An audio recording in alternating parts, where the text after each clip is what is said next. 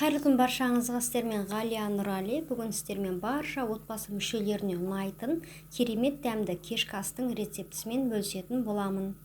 Видеоны соңына дейін қарап, рецепттерім пайдалы болып ұнап жатса, каналыма тіркеліп, лайк басып, комментарий қалдыруды ұмытпаңыздар.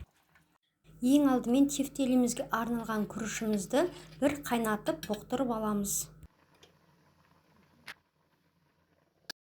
Тартылған етімізге пиязымызды, бұқтырылған күрішімізді, тұз бен бұрышымызды салып, жақсылап араластырып аламыз. Жақсылап араластырып алғаннан кейін тефтелімізді жасауға кірісеміз. Тефтели жасаған кезде маңызды бір нәрсе, қолдарыңызды салқын суға жуып жасап тұрсаңыздар, фарш қолдарыңызға жабыспайды, әрі тефтелилеріңіз дөп-дөңгелек болып шығады.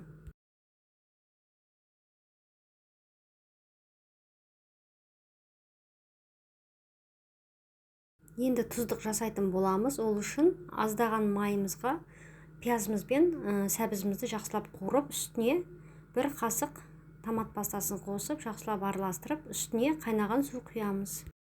Су міндетті түрде қатты қайнап тұру керек. Сол кезде тефтелилеріңіз езілмей, бір-бірінен ажырамай жақсы піседі.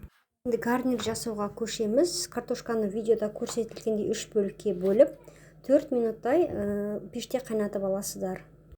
Қайнаған картопымыздың суын төгіп, үстіне тұзымызды, паприкамызды, кептірілген ас көгімізді және де сұйық май қосып, жақсылап араластырып аламыз.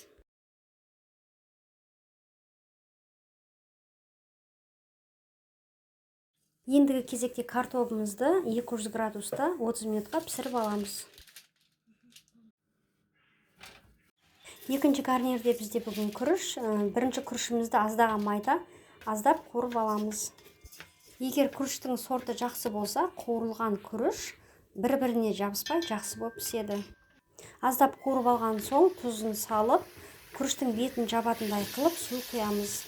Алғашқы 5 минуттай қатты отта пісіріп, кейін пештің астын ақырындап бәсеңдетеміз. Күріш жақсы болып, жұп-жұмсақ болып пісу үшін бетін осылай салафановый пакетпен жауып қоюға болады. Міне біздің екі гарниріміз де дайын болды. Екеуі де керемет болып, жұп-жұмсақ болып піскен. Отбасыңызға ұнайтын дәмді ас пісіргіңіз келсе, осы тағамды міндетті түрде жасап көріңіздер. Әсіресе ет жемейтін балаларға осы тағамды пісіріп берсеңіздер, сүйсініп тұрып жеп алатын болады. Барлықтарыңызға ас болсын.